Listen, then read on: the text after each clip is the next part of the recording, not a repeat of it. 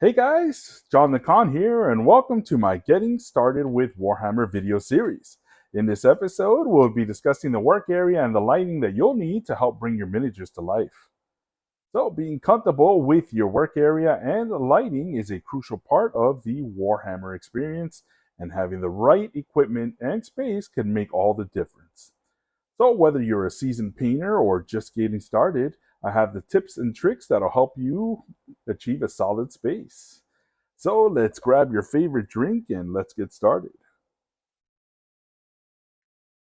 So you want to start off with a clean area. For instance, I am lucky enough to have a dedicated area here in my garage where I could actually sit down and concentrate on building and painting my minis. So I have a convenient sink right next to my painting area where I could always refresh my water. And this is my work area. So you want to have a clean surface. I use a project board here, and this is the traditional one that everybody knows me for on Instagram. I always test my paints on here. And I do my airbrushing on here as well. That's why you see this in the background. There's actually a little filter that I use when I am airbrushing. So you could either have one of these, or you could just go ahead and get a cutting mat, and you could use that as well. And after that, now that you have a clean work area that you could work on, that's comfortable for you, that everything is achievable here in an arm's length, you want to work on your lighting.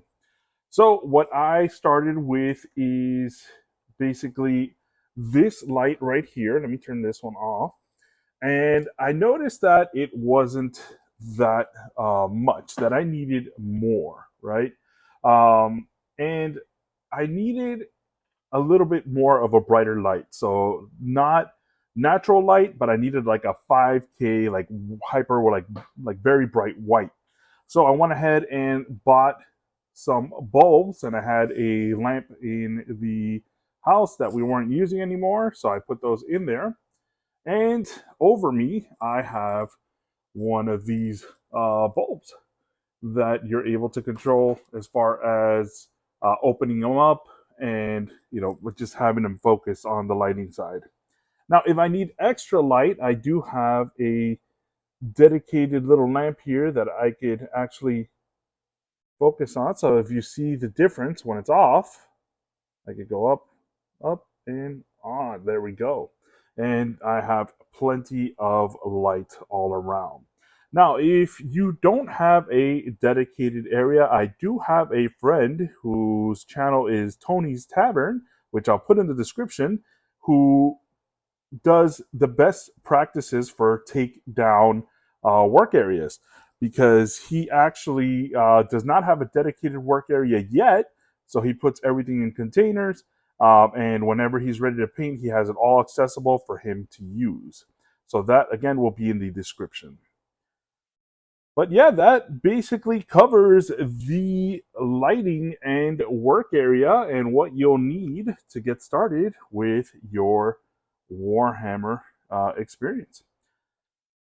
So with that, that covers our work area and lighting.